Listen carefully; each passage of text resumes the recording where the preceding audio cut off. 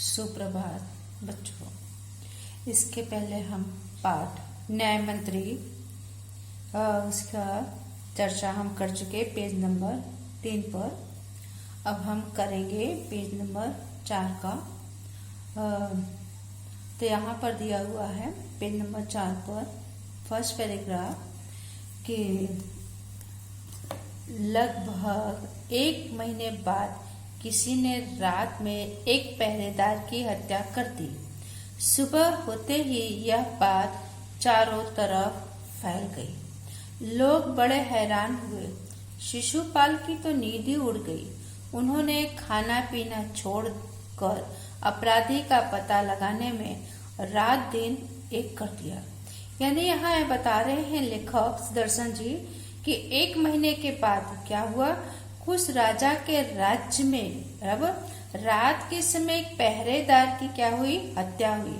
हत्या ने उसे जान से मार दिया गया और सुबह होते ही यह बात चारों तरफ फैल गई। लोग बड़े हैरान हुए। हैरान यानी परेशान। शिशुपाल की क्या हुई, नींद उड़ गई। नींद उड़ जाना मुहावरा है, उसका अर्थ होगा बहुत चिंतित होना। कि शिशुपाल की नींद क्यों उड़ गई? क्योंकि शिशुपाल वहां के उस साम्राज्य के क्या थे, न्याय मंत्री थे और उनके होते हुए इतनी बड़ी घटना घटित हो गई। उन्होंने खाना पीना छोड़कर, यानी कि उन्होंने कुछ खाया पिया नहीं, सब कुछ छोड़ छाड़ दिया। अपराधी यानी गुनेगार। कौन गुनेगार? जिसने एक पहरेदार की हत्या कर दी। उसका पता लगाने के लिए क्या किया, रात दिन एक कर दिया। मुहावरा है रात दिन एक करना, उसका अर्थ होगा कड़ी मेहनत करना। यानी कि पहरेदार की जब हत्या हुई तो उस पहरेदार की हत्या किसने की, उसके बारे में जानकारी प्राप्त करने के लिए शिशुपाल ने क्या किया, रात दिन एक कर दिया। बहुत प्रयत्न ने कोशिश, बहुत प्रयत्न करने के बाद जब अपराधी का पता चला तो शिशुपाल के आश्चर्य का ठिकाना न रहा। आश्चर्य यानी अचंभित, यानी कहते हैं ना कि हमने कभी सपने में भी नहीं सोचा था कि यह व्यक्ति ऐसा काम कर सकता है।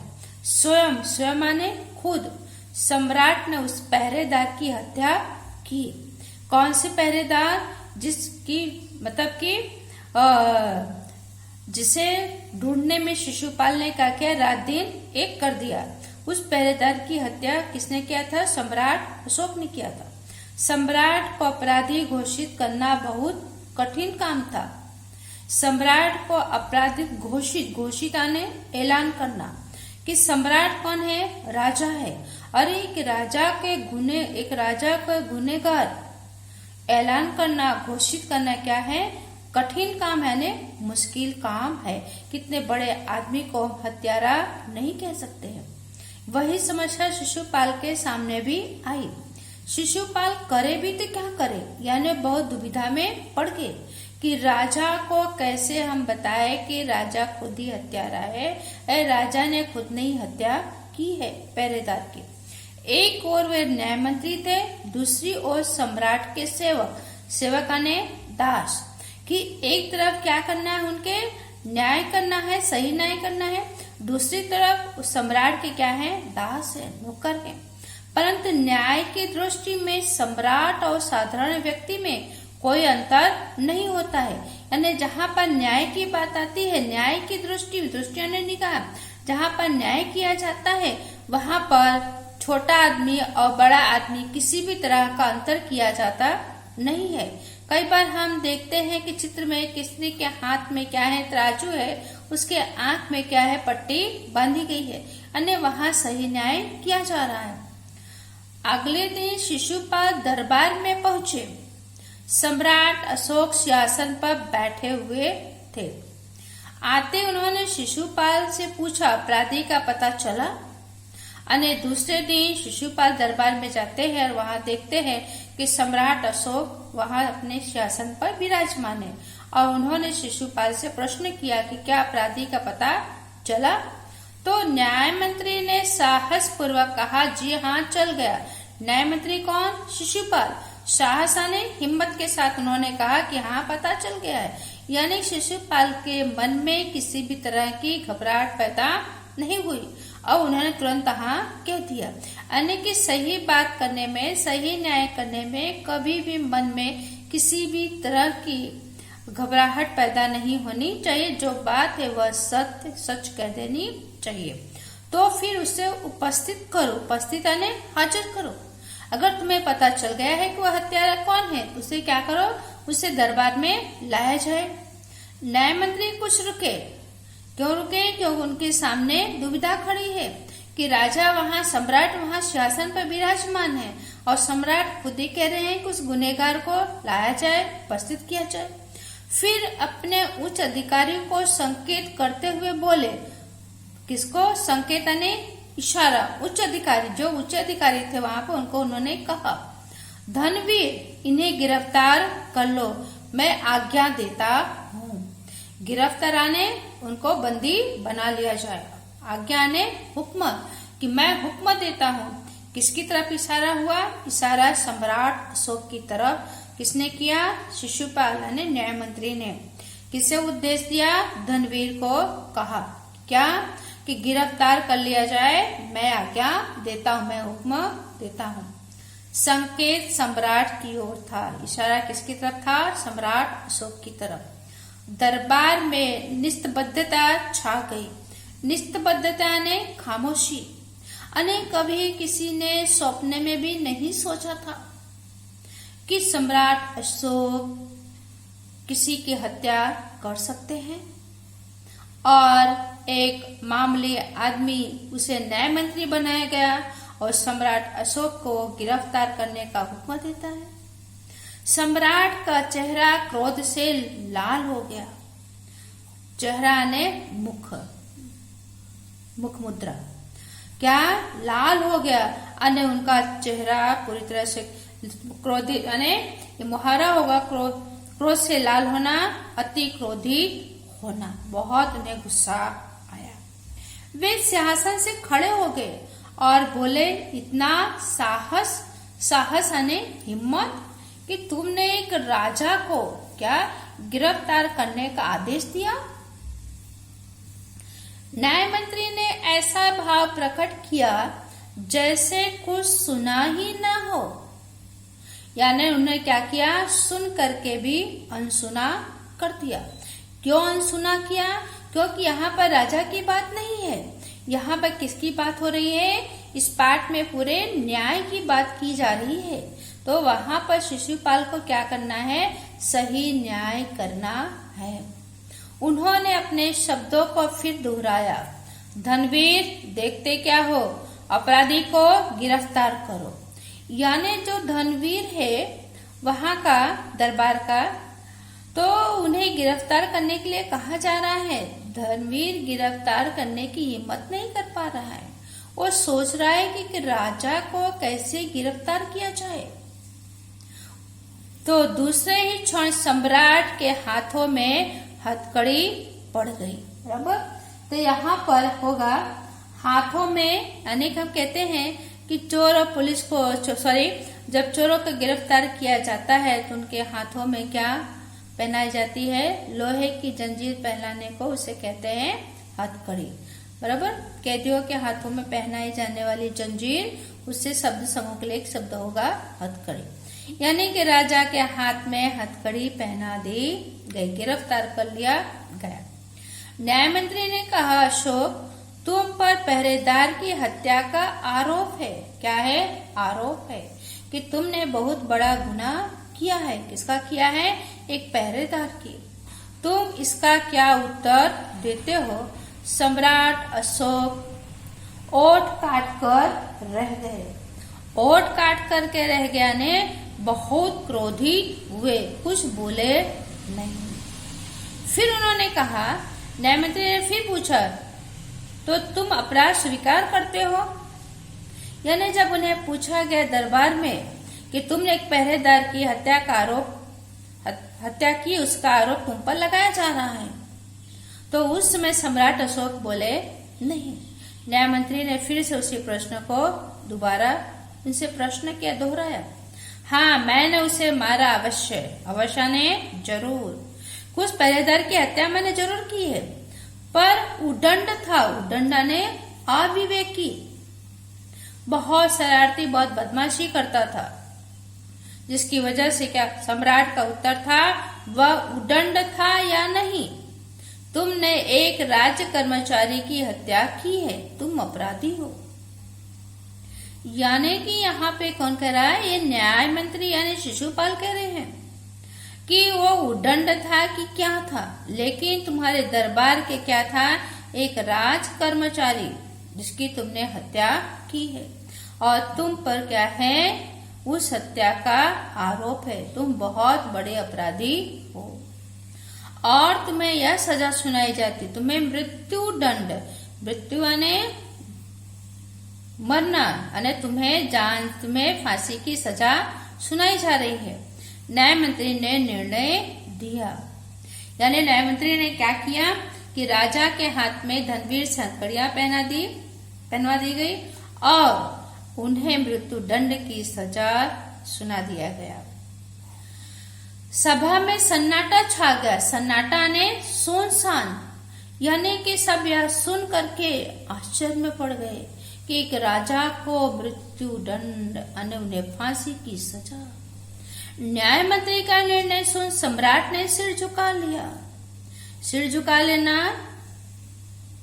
एक तरफ यहाँ पर क्या होगा, लज्जित होना या मान सम्मान देना। यहाँ पर क्या हुआ, लज्जित होना कि उन्हें न्याय मंत्री के सामने अपना सिर झुका लिया, उन्होंने अपने गलतियों को स्वीकार कर लिया।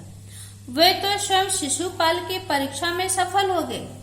कौन सफल हो गया, स्वयं माने खुद शिशुपाल को एक दिन का जो न्याय मंत्री बनाया गया था और वो वहां पर सफल हो गए। सम्राट का हृदय ऐसे व्यक्ति को पाकर गदगद हो रहा था। गदगद होना ने मुहावरा है भाव विभोर होना। सम्राट अशोक ने कभी भी ऐसा नहीं सोचा था कि मेरे दरबार में मैं ऐसे इतनी बड़ी मैं किसी की हत्या कर दूंगा और कोई मुझे मृत्यु दंड की सजा सुनाएगा। और न्याय मंत्री शिशुपाल ने जब उन्हें गिरफ्तार किया और मृत्यु दंड की सजा सुनाई, उनके सही न्याय से, कर्तव्य से सम्राट अशोक भाव विभोर हो गए, गदगद हो गए कि उन्हें सही न्याय करने वाला व्यक्ति उन्हें प्राप्त हुआ।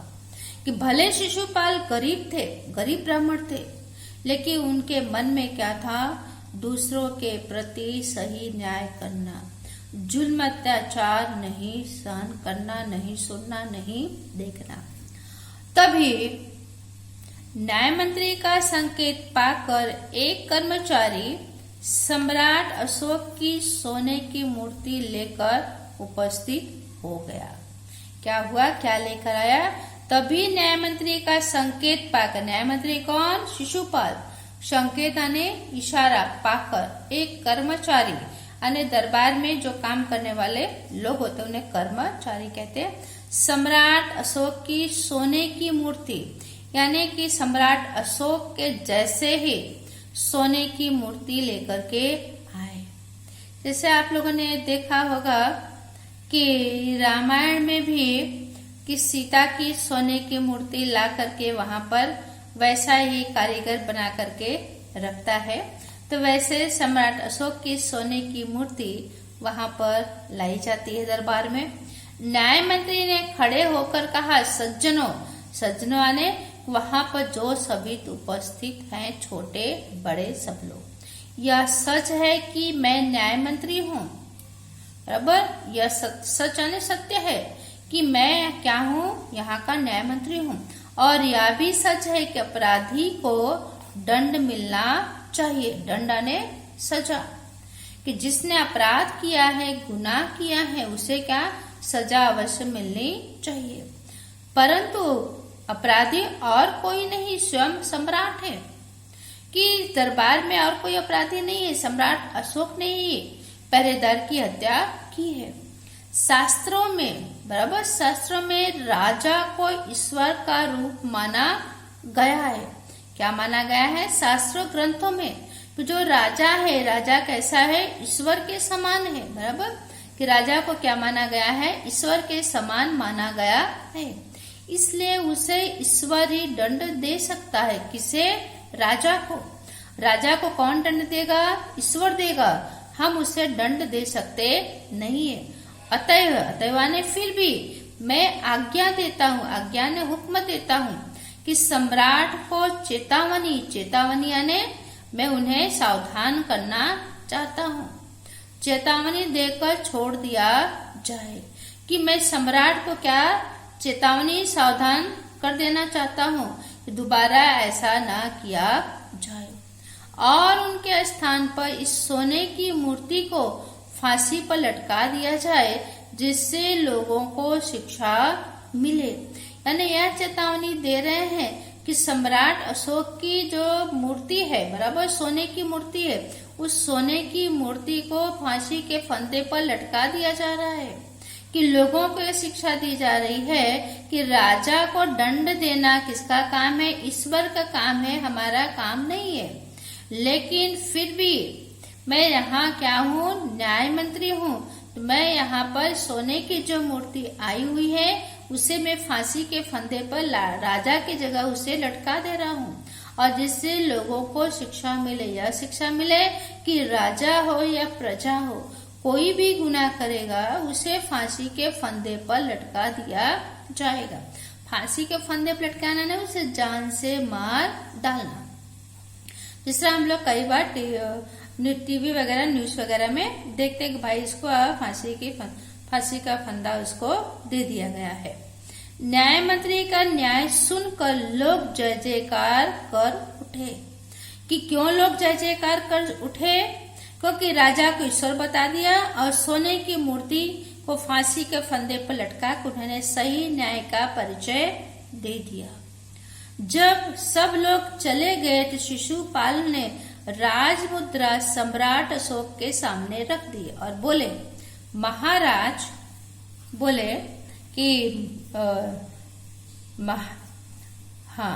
न्याय मंत्री का सामने रख दिया और बोले, महाराज, यह राजमुद्रा वापस ले ले, मुझे यह बोझ नहीं उठाया जाएगा। तो जब सब लोग चले गए, शिशुपाल ने और राजमुद्रा, कौन सी राजमुद्रा? कि जो राजमुद्रा सम्राट अशोक ने निकाल करके शिशुपाल को दिया था कि लो, अब मैं तुम्हें न्याय करने का अवसर देता हूँ। और सही न्याय करना हमारे सम्राट का क्या है? ये सही न्याय करने की निशानी है। बराबर। अशोक ने सम्मान भरी दृष्टि से उनकी ओर देखते हुए गदगद कंठ से कहा, गदगद आने भाव विभोर हो गए। उनके कार्य को देख करके उनका दिल भर आया। एक तरफ खुशी भी है और दूसरी तरफ उनको दुख भी है। कितना अच्छा न्याय करने वाला व्यक्ति अब मेरी राजमुद्रा वापस दे रहा, यहाँ से वो चला जाएगा और मुझे ऐसे ही न्याय करने वाले सच्चे व्यक्ति की तलाश थी। आपने मेरी आंखें खोल दी। आंखें खोल देना ने मुहावरा है, आंखें खोल देना, सत्य का आभास कराना, सत्य का परिचय करवाना। आपका साहस, साहस आने हिम्मत प्रशंसनीय है। प्रशंसनीय ने तारीफ है कि आपने मुझे जो गिरफ्तार करने की अपनी हिम्मत, अपनी ताकत जो दिखाई, साहस दिखाया, वो प्रशंसा के काबिल है। जितनी तारीफ की जाए उतना कम है। यह बोझ आपके अतिरिक्त और कोई नहीं उठा सकता। अतिरिक्त ने अलावा, बराबर, कितना बड़ा जो गुनाह मैंने किया था, आपके जैसा ही व्यक्ति कर सकता है। आप कर सकते हैं, आपके अलावा कोई शायद न कर पाए, सही न्याय न दे पाए। न्याय मंत्री निरुत्तर हो गए। निरुत्तरा ने कि जो न्याय मंत्री कौन? शिशुपाल। वो खामोश रहे, कोई जवाब नहीं दिए। तो बच्चों, यहाँ पर यह पाठ समाप्त हो रहा है और इसके शब्दार्थ लिखना है अपनी कॉपी में। और आने वाले समय में इस पाठ के प्रश्नों की चर्चा हम करेंगे। धन्यवाद।